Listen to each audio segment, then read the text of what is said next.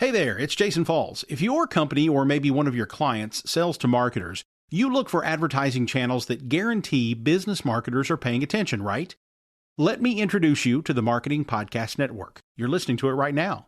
It's a network of podcasts all about marketing. So 100% of MPN's audience are marketers.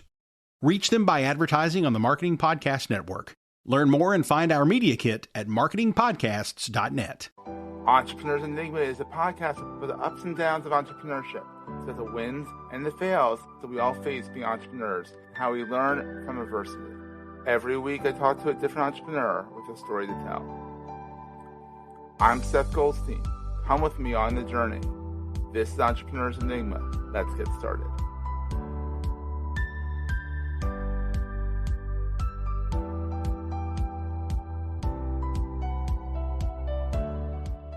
Hey everybody, welcome to another edition of the Entrepreneurs Enigma podcast. I am, as always, hasn't changed in 200 episodes or so.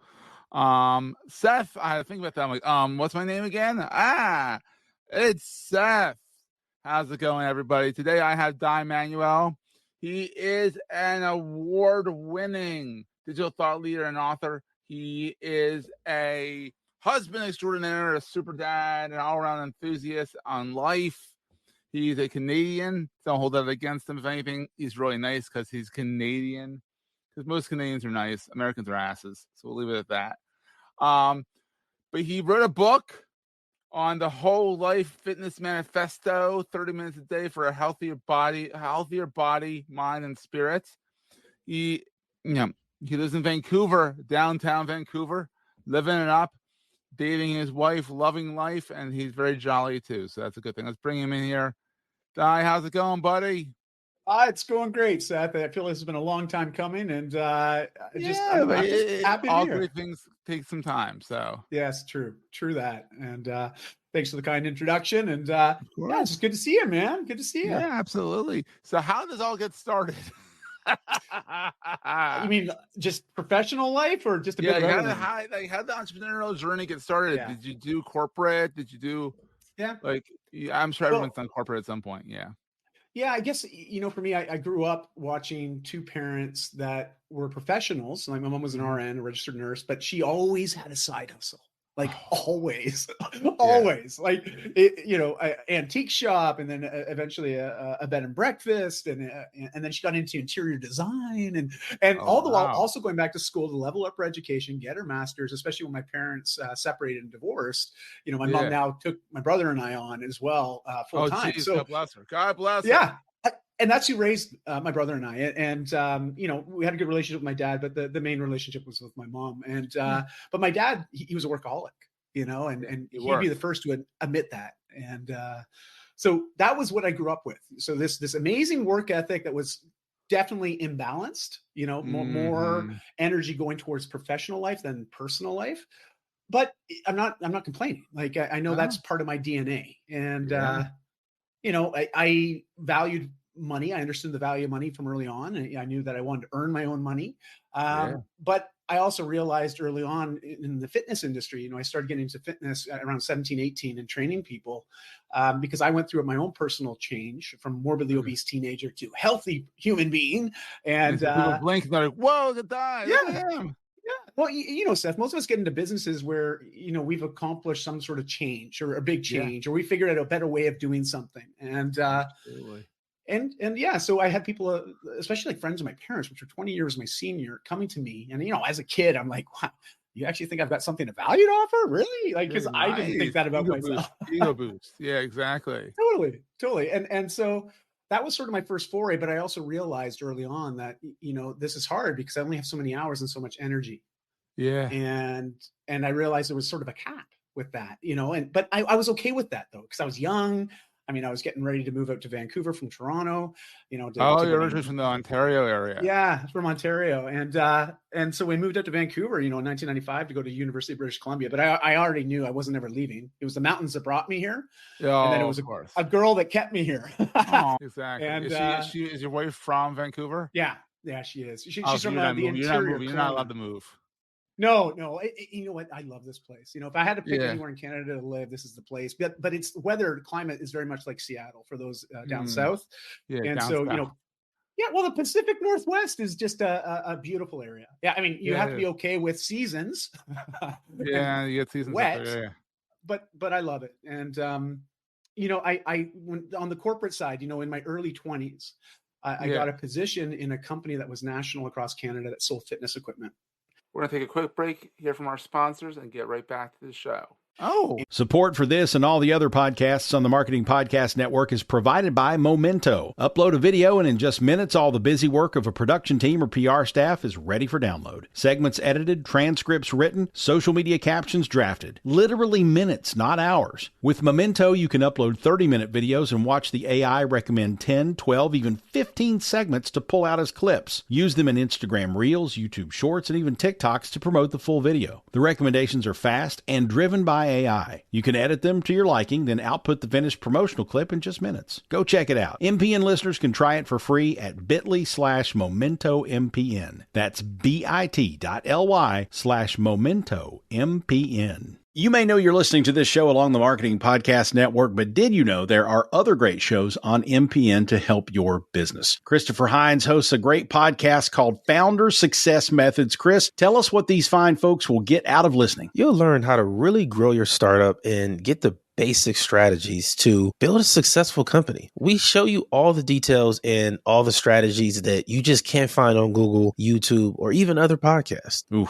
we're going to be lined up for this one. Where can people subscribe? You can search for the podcast Founder Success Methods wherever you listen to podcasts, or find me on Twitter at Chris Podcasting. Or go to marketingpodcasts.net. Since that was in your wheelhouse.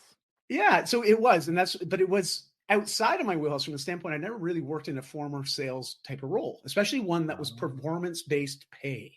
Ooh, A pay structure where literally I remember I went in to buy a heavy bag. Okay, Seth, like I was like, I'm going in to buy a heavy bag. This is like this is a company that, right around when Home Depot came out, and Home Depot was like, we're going to build these big, massive centers, but out in the middle of nowhere. So it's cheap overhead rent.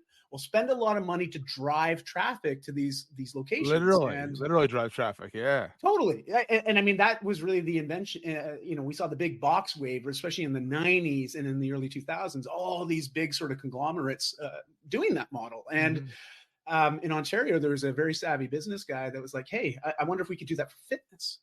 Oh. And lo and behold, Fitness Depot was founded out in Cornwall, Ontario, and they went national by buying out little franchise partners in each province. So each province had their own little guy that was basically owning the market, and they just said, "Well, listen, we'll go and we'll buy you, and we'll rebrand as us." And and it was smart, but they spent most of their a good chunk of their profits, gross profits specifically, towards marketing. Because they were saving so much on the rent. And so they drove traffic in. And I was one of those people. I saw the ads multiple times. And I was like, oh, well, I'm going to go in and buy a heavy bag. And the manager's like, hey, you seem to really like this stuff. And I'm like, I love this stuff, And she's like, well, do you think you'd want to work in a place like this? I'm like, really? I wasn't even on my radar, to be perfectly honest. I didn't go in there with that intention. And then she walked me through sort of the process. And I was like, wow. So you're telling me the more people I help with buying the right thing so they get the right results, you're going to pay me more money. And she looks at me and she says, yes. And I was like, when can I start? That's awesome. You walked in for a heavy bag. You walked out with a job. Did you actually get the heavy bag too, or no? Yeah, I did. I bought the heavy bag. I wasn't going to wait bag and a job. Yeah. They ended up kicking back 50% of it because they did have a great employee discount program, which I got, after my 3-month probation, which was really cool, really nice of them. But it was very super Canadian cool of them. Very Canadian of them. Yeah, very Canadian. You never see a U.S. conglomerate do that ever. Well, and keep in mind, this is also a privately owned and operated company, and so there is a little bit more flexibility because they did run very much like a mom and pop in the early days. And I think that's also what attracted me to it because they promoted from within, but they had a really intense training program. Well, that's good. And I was also someone in my early 20s that I was starving for the mentorship. I was literally starving for it. I felt I had this unquenchable thirst to just learn, and professional growth was the thing that I was leaning in on. And I found a mentor, who was the joint venture partner of this Western-based company. So he owned the BC marketplace. And so he closed his existing chain of stores to open up as a joint venture partner with this new brand. And he took me under his wing. He saw something in me. You know, he was 20 years my senior, and he saw something in like me. all your parents' friends saw something in you too. So clearly there's something there. So. There's something with these. I definitely was doing the right things. And I think it's just because I always treat people with respect, you know, like I'm not, unless you give me a reason not to, you know, exactly. I'm going to presume that you're just a good person, a good human being. And fortunately for me, it's easier in Canada though. It's easier in Canada. I haven't lived in the States for a long period of time, so I can't really comment on that, but you I don't can have to say comment. I'm commenting enough for you. Well, it's the cultural differences, I guess, you know, and you go a little farther south, it gets a little wacky, and you go farther south, it gets a little wacky, and then you can talk about Mexico because that's farther south. But I'm sure they still claim that like we're nicer than them or they're nicer than us or whatever. Well, there's nice people everywhere. Look, so you did corporate for a while. I worked in corporate. I moved up very quickly. Within the first 18 months, I made a decision not to go back to school and finish my degrees, because I was making more than a lawyer, a junior lawyer, and more than a senior teacher, right? And I was making six figures, and I didn't feel I was working that hard to do that. As a 20-something-year-old, where it's like six figures is a shitload of money. It for a guy, that wasn't even 25 for a yet. Early 20-something-year-old getting, you know, lure money. It's like, what do I do with all this money? and you know, I was still living with a roommate, cheap rent. Most of our I mean, we worked hard, but we partied harder. Okay. And it was just, I mean, you're 20-something. I mean, I'm sure you can't party like that anymore. I'm sure you're like, I want to go to bed. Well, and to be honest, Seth, you know, it was more than a habit for me too, drinking, you know, and it became very challenging because there's about a 15-year period of my life, especially during that professional growth phase, where alcohol was always around. You know, which is really interesting because you're always at a bar schmoozing with people. Yeah, this is part of the nature. Because once I got into management, and specifically, you know, an opportunity came after 5 years with that company, the joint venture partner that I alluded that was mentoring me. He was falling out with his partners, the national partners, and it was an ugly divorce. Let's just say that. And but I was his key guy, and as the words of the Godfather. He made me an offer I couldn't refuse, you know? Exactly. You ever see this show, Suits? Oh, yeah, I remember Suits. You're like Mike Ross, only not a fraud. Yes. Okay, similar situation, you know, because he saw something in me. He was like, oh, my God, I got to go do this a third time? You know, he had an existing company. He folded it. He opened up this new one. And he's like, gosh, I got to do it again. And he's like, you know, he's looking at me. I'm in my mid-20s. He's in his mid-40s. Like, he's basically the age that I am now. You know, and I'm just imagining me mentoring a guy in his early 20s right now, and I get it. I sort of have this different sort of view on this now, and I admire him, and I'm very grateful for the opportunity because he gave me an opportunity to be a joint partner with him, and then we went and started our own company. And it was, and I did that for another 12 years, and so 17 years in total in that industry, and it was awesome, Seth. I learned a lot. You know, I did. Yeah, I mean, even the downsides of like alcohol and all that, you know, it's everything happens for, I always feel like everything happens for a reason, you know, and like, you know, just realizing, all right, I'm done with that part of my life. Let's move on, and that kind of thing. I sort of had to hit my head against the wall a few times, both literally and figuratively. We're guys. We're a little thick-headed. Yeah, well, it wasn't until 32 when all of a sudden I realized that my professional life, my personal life, it was all colliding and not in a very positive way. From the standpoint, what I was doing on the personal side of things was now encroaching into the professional side of things and vice versa. Mm-hmm. And at 32, I realized, you know, either I make a change or I have to accept the consequences that are coming, which were very clear. My wife threatened to leave me. Oh, boy. You know, work was very challenged at that time as well. It wasn't an easy period.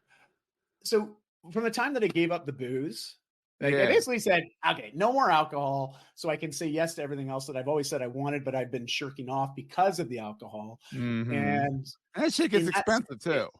Well, it does, but it's the lost revenue. And what I mean by that is the lost productivity, the lost advancement, the lost growth. Like when I really started to look at, because, you know, and also as I was going into my early 30s, I was realizing the recovery was taking longer too, right? Like because everything takes longer. Absolutely.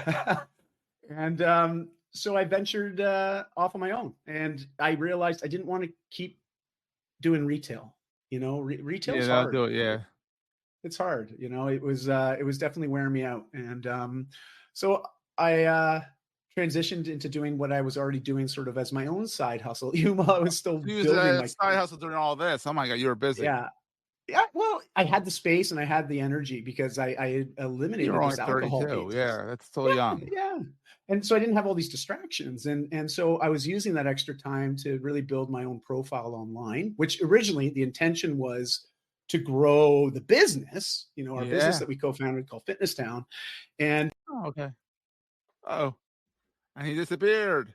I'm gonna pause for a second. And we're back. We're back. all right. Yeah. So as I was saying, it just, I realized that during those years of working within that company and that organization, I had gained a lot of great experience and great knowledge.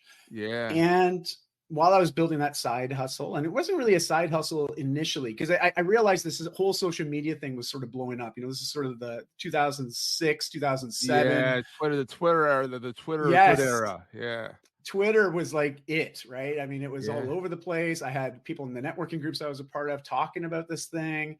Yeah. And then I had the book by Gary Vaynerchuk, his first book, Crush It, recommended to me. And I read it on a flight from Vancouver to Toronto. I had an autograph copy back there somewhere. Yeah. Are you kidding? That's so cool. I've met him. He's a good guy. Yeah. Yeah. It's funny. I haven't met him yet, but he was extremely... Talk about high energy. You think you're high energy. Oh, I've watched a lot of his videos. I'll tell you that. But it was just so influential at that time in my life because it was just a different way of looking at things, and a different way of serving an audience and potentially a client base.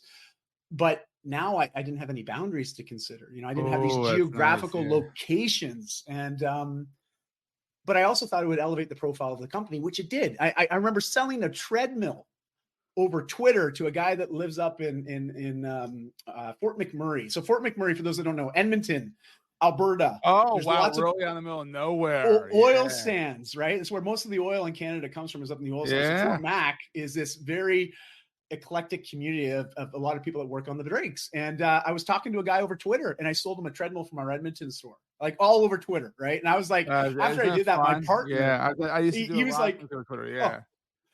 And that was the cool thing you could do, right? Like you could literally create these great relationships and be a professional and still maintain a certain personal value, which I found really interesting, And that's when you were on your own. You went out, you started deciding to do more fitness stuff, the happiness, the kind of like you got yourself in line and stuff like that. So what is the best thing about being an entrepreneur now? You've done the corporate thing, you've done the entrepreneur thing, you've done the sales thing.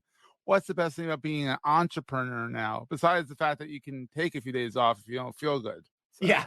Well, that is definitely one thing. But second to that was the ability it gave me when I left really the corporate structure to lean into more of this, let's call it digital entrepreneurship, like really working online. And all of a sudden I realized there is no geographical boundaries now for wherever I could work. Just the only thing was contingent was I needed internet connection. And I also realized today, but whatever. You got to say, like Seth, also my kids were, both were just over the age of 10, but not quite teenagers yet. Yeah. And the starting to be the smelly years. Dude, I wanted to have more time with them, and being a full solo entrepreneur, someone that was doing my own thing, I realized it would give me the flexibility and freedom to have more time with my family. I love it. To travel. And mind you, I had no idea how to do any of that stuff. Like I didn't. I had no idea. But I saw lots of examples of others that were doing it. I looked at what they were doing. And I was like, I can do that. I could do that. And I also had a friend that's a social media marketer, and he looked at my socials, looked at my website, and he's like, dude, are you making any money with this stuff yet? I'm like, what? You can make money doing this? Yeah.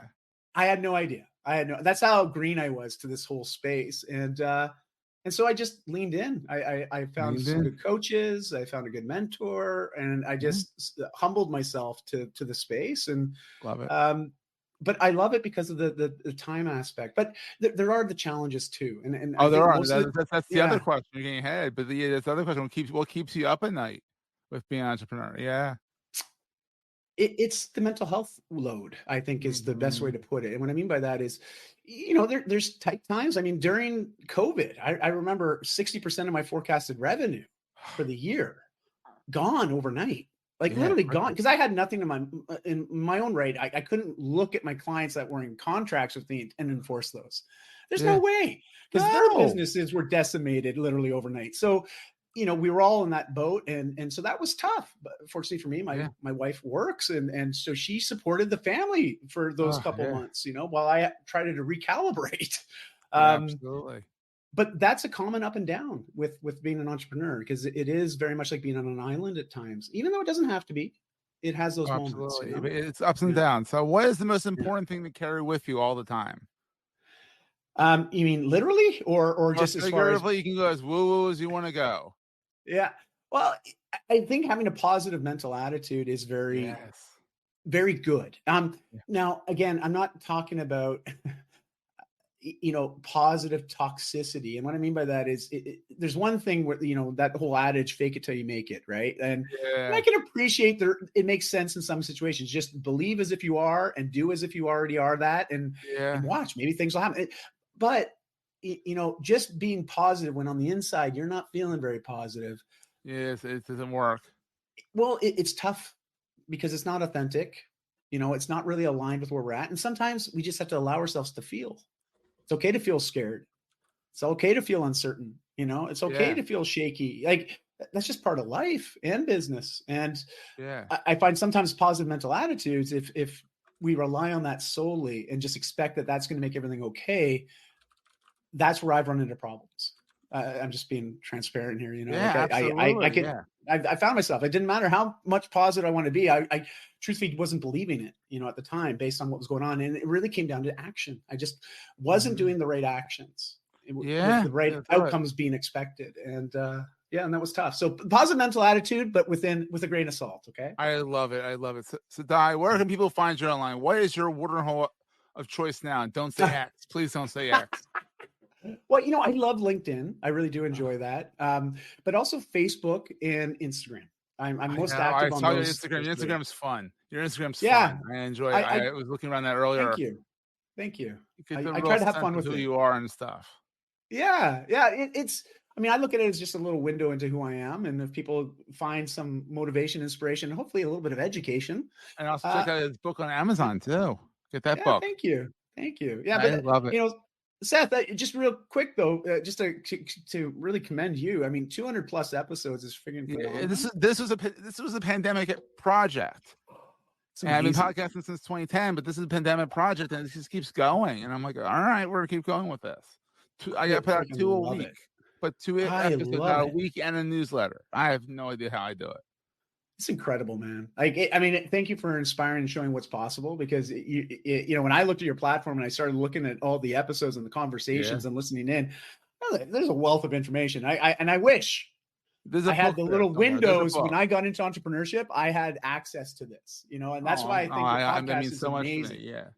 Oh, There's a amazing. book there. There's a book, and I'm working with my journalism professor to try and figure out, where that is in here and Yeah. stuff like that. So we'll see one day. But this has been great. Dai, thank you for Thank you. coming on. And on your first call since you, kind of got reinvigorated, and that's fantastic. And Thank you. that's Thank you, I'll let Seth. you go because it's 1:27 here. It's what 10:27 there. You bet. You bet. I did the math right. Time zones suck. Exactly. But definitely go kill it the rest of the day. Go rock and roll, my friend. Thank you, Seth. I really appreciate it. And hopefully I can reciprocate, because Yeah, I'm we'll finally stay in launching touch. my own podcast, and I can't There wait to you get you go, on. buddy. That's what I like to hear. Yeah. And on Well, that note, we'll you're see everyone next time. That was a great show.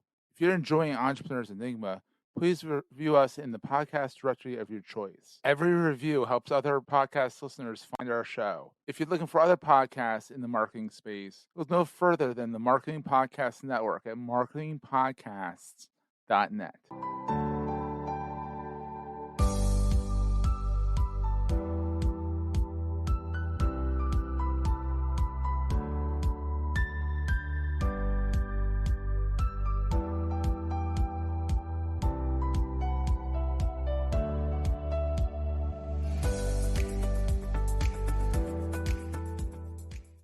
Theme Media hopes you have enjoyed this episode. You may know you're listening to this show along the Marketing Podcast Network, but did you know there are other great shows on MPN to help your business? Danielle Wiley hosts a great podcast called The Art of Sway. Danielle, tell us what you talk about on the show. The Art of Sway brings listeners inside the world of marketing as seen through the lens of influence. So each week I chat with an expert guest for a lively discussion about connecting ideas with audiences in an attempt to uncover all the ways influence impacts how and what we discover, purchase, and recommend to each other. Wow. And where can people subscribe? Go to theartofswaypodcast.com, find the show at marketingpodcasts.net, or search for The Art of Sway wherever you get your podcasts. You heard her. Go subscribe. This podcast is heard along the Marketing Podcast Network. For more great marketing podcasts, visit marketingpodcasts.net.